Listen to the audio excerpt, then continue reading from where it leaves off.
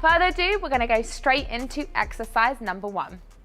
Okay, exercise number 1, this is not changing for me. This is like one of my favorite glute and lower body exercises. I love this exercise, and with the correct tips and tricks and just slight adjustment, you're really gonna feel it. So what is the difference between a stiff leg deadlift and a Romanian deadlift? That is the big $1 million question. I'm gonna simplify it for you because it really doesn't need to be that complex. Barbell, your grip and your position, doesn't matter which one you're doing, whether stiff leg or Romanian, about shoulder width apart, but also just a slight comfortable stance. It doesn't need to be completely parallel with a mirror or the wall in front of you or anything in front of you. Keep a nice neutral stance.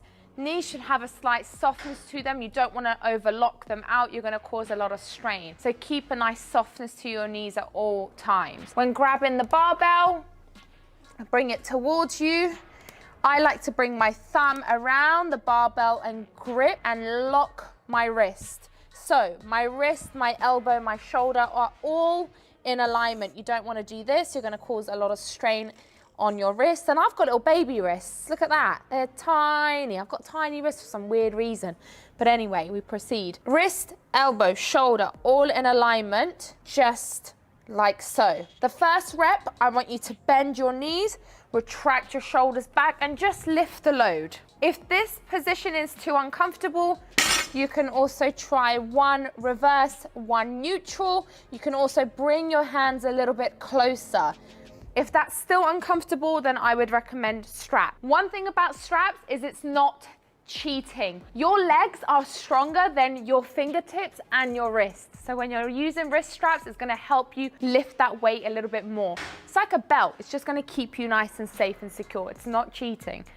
So keeping your hands locked into the barbell, bringing yourself up. First rep. Now the difference between a stiff leg and an RDL. Number 1, a stiff leg, you go all the way down, the plate's hitting the floor before bringing it back up. With an RDL, you keep it by your shin and drag it back up. That's one of the differences. Another slight difference is with an RDL, which is the one I believe is more optimal for glute, is you have a bit more of a bend to the knees. You're bringing the barbell down to your shins. You're pushing your heels back as if someone is pulling you back.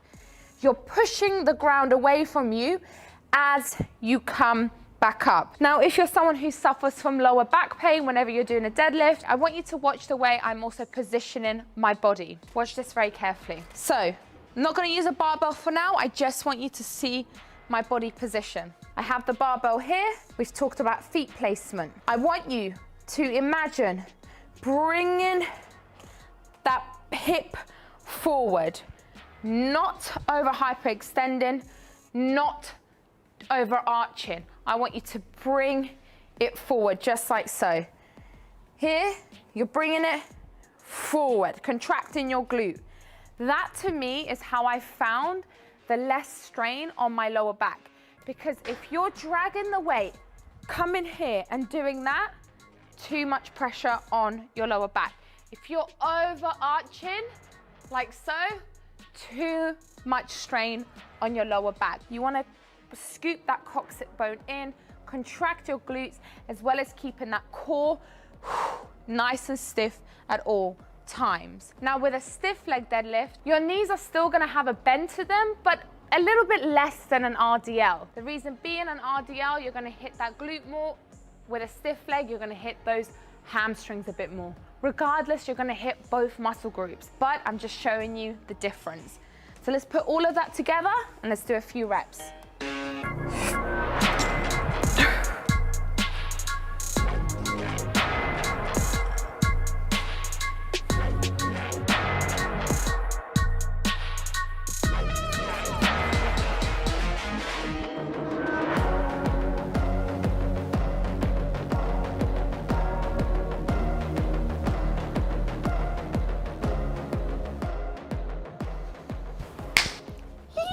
The next exercise is going to be a step up. I never really used to feel step ups. I always used to be like, honestly, I used to do them like this.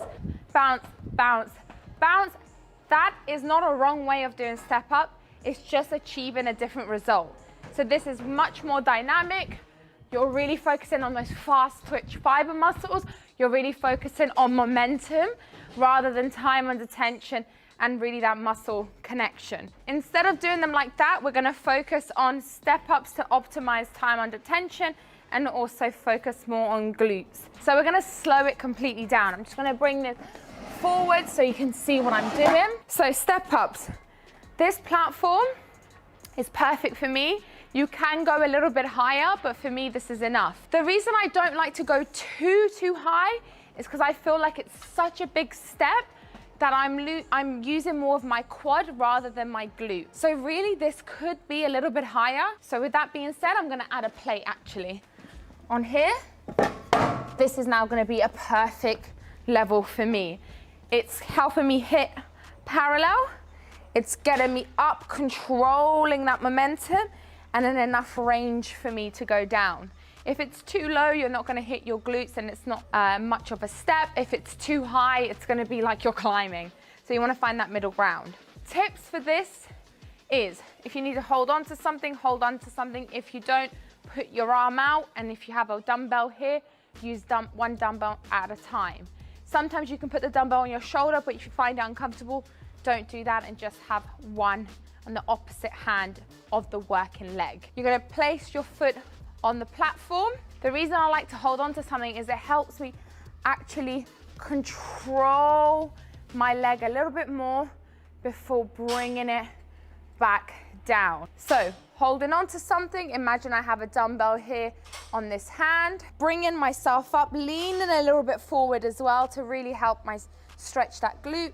Coming up, holding the weight, holding it here, bringing it back down. You don't want to come all the way down. You're going to really injure your knees, so you want to just drop to here. Doing this, you're really just going to cause too much strain on your knee. You still want to keep a 90-degree if you can. Coming back up and all the way down, coming back up, all the way down. The best tip I've learned when doing step-ups is keeping your core so controlled. So imagine someone's punching you in the core and you're going, whew. That's how you want to contract your core. It's the simplest way I can define it. The best tip as well is slowing this movement down. The slower, honestly, the better. Don't want to rush it. There's no point rushing it. So if you look on the Evolve You app, I've specifically done this as 6 to 8 reps. Not 12, not 15, not 20. The slower, the better. And that time under tension is what's really gonna help you optimize this movement. Let's go.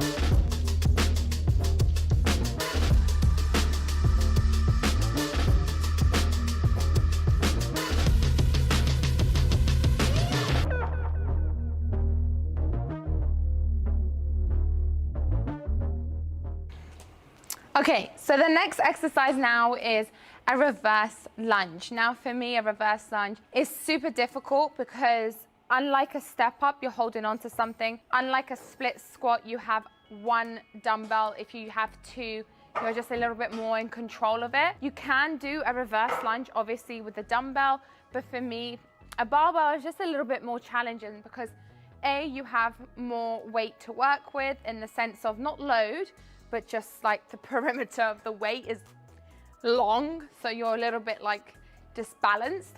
So if you're a beginner watching this, I strongly recommend doing the following. Beginner phases, one dumbbell, holding onto something, reverse back. Intermediate, start doing 2 dumbbells, reverse back. Advanced to expert, start loading the barbell.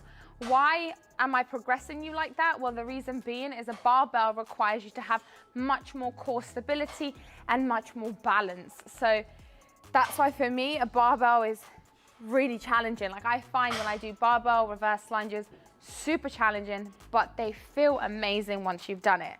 So similar to a squat, same positioning, you're gonna come underneath the barbell, you're gonna stack it onto your trap, never on your neck up here, never here, never completely too low where it's like down your spine. Just find a happy medium. For me, it's around about here. You're gonna unload the barbell. I'm stepping out just for the sake of showing you how to perform this movement. Lock your wrists. So I sometimes have them like this when the load is really heavy and I have wrist straps, but you wanna lock your wrists like so. Bringing that one foot forward. The foot forward is not the working leg. When I mean the working leg, the one that's going behind. But this leg is working because it's bringing the load back up. So the one that's more dynamically moving. This is the more static leg. The one dynamically moving is the one behind you. So keeping that core nice and tight, you're gonna bring the leg back, bring it back forward. Bring it back, bring it back forward. Back and forward. So a few tips when performing this exercise. Number one, I just want to health and safety hazard, because I know so many people love to comment about me getting my feet out, whether that's wherever you like to comment, I don't care. Leave my feet alone, my feet are nice. They don't smell, they're cute. I had ingrown toe nail problem, but we got that fixed. They're beautiful feet. So if your gym is okay with you lifting with no shoes and they are fine and you clean up after yourself, then lift without any shoes. That's why I wear barefoot shoes. They're stable. They have good width in the front, so you can really scale your feet and really spread them apart so it can help you lift more. But if you've worn the wrong shoes like I've worn today, please, can I just say, taking your shoes off and just keeping your socks on a slippery platform like this, you are going to break your back. Because the minute your foot slips and your sock slips, that is a hazard zone. That's why I take my socks off.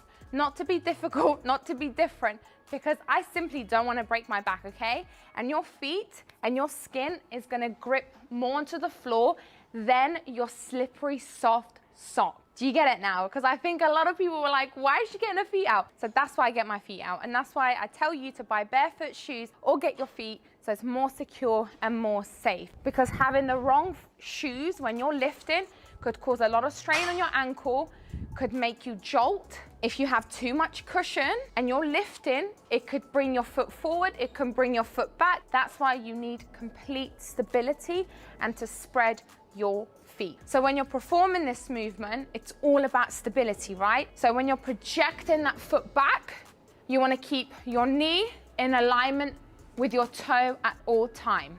It doesn't matter if it comes slightly forward, just like this, so long as your knee is in alignment with your toe. Keeping that knee in alignment with your toe requires a lot of core and obviously a lot of balance stability. Try and never bring your knee inwards, you're caving in, try and always keep it centralized. Never too far back either, you're gonna cause a lot of groin stretch.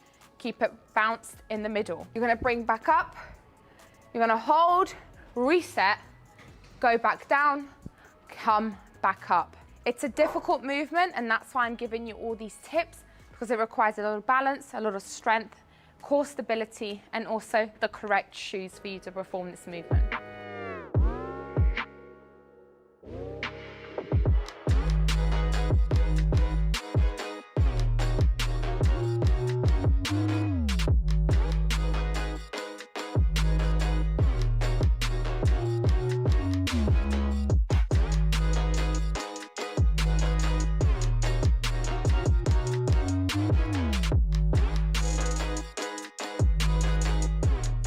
Moving on to a new variation of hip thrusts, and I think this variation is very, very, very good. It's always been on the Evolve You app. It's a pulse hip thrust, and I feel like this variation is just really like, it just gets you fired up, man. Like, it gets you fired up.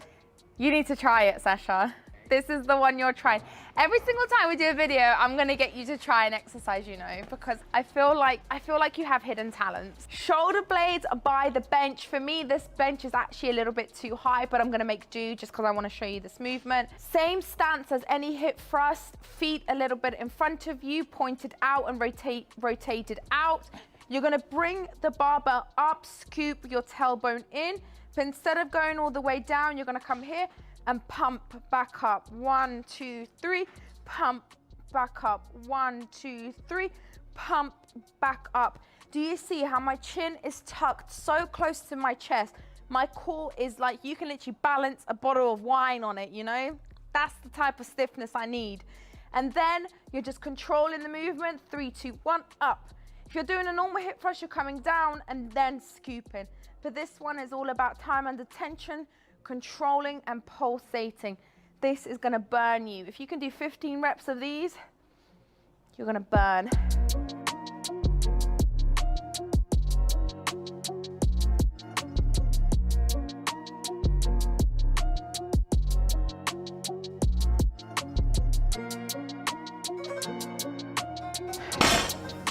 You always make me do more than I want. Come on then, try it. Yeah, that's it, good boy. Daddy Stasha. Yeah, so higher, higher, higher. Yes, that's the positioning, Daddy. Yes, you learn. Look forward, bring it up. Hold. Hold. Yes, down. Very good form. Oh my God. All right, you're done. We're done. We're done. It's enough. You can stop now. I want your glutes. You want my glutes? Sorry, honey. These are built, not bought. Sorry, guys. I actually forgot to record this one, so you're just going to have to bear with. So the next one is high. I'm sorry. This is just so funny.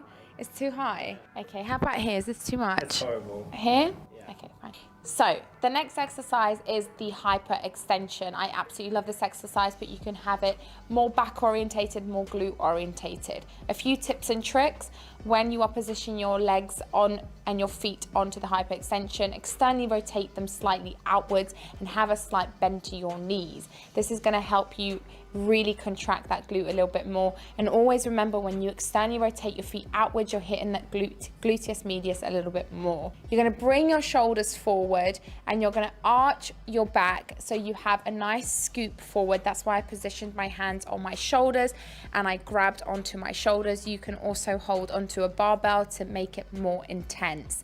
You're going to contract the glute, hold it for 2 seconds before releasing back down. For me, this is classified more as a finisher or a burner. I wouldn't say this is a predominant movement. I would say that this movement would get your glutes fired up. Now, all the exercises that I'm showing you here on today's videos, some of them are compounds, others are unilaterals, and others are finishers. It really depends what you're looking for, but either way, you're going to feel it in your glutes. Okay guys, so that was it. I hope you found this YouTube video helpful, and I hope that you learned something new. And like always, and like what I say to everyone, I don't know why I'm so out of breath. I need to catch my breath before I actually say goodbye, because this is a joke. Oh, okay, it's there. Like always, and what I say to everybody, you are on your journey. You are just trying your best. And I think you need to remind yourself of that and also be aware for it for other people. We put so much pressure on ourselves, whether that's work, that's life, that's just trying to keep our head above water, that you don't want to add more pressure on yourself going to the gym and just getting frustrated with everything you do. It's a freaking process. So please just take it easy and take your time with it. That's the beauty about fitness. You're doing this for the rest of your life until you physically can continue to do it. And that should give you the reassurance for you to just take your time and just show up and be consistent. Push yourself when you can, take a break when you need to, and actually just listen to your body. And also, I'm not gonna lie, sometimes the industry puts a lot of pressure on us to look a certain way, be a certain way, act a certain way. Just try and do your best. That's all I can say to you. So without further ado, I love you always and forever, and I'll see you next time for another video.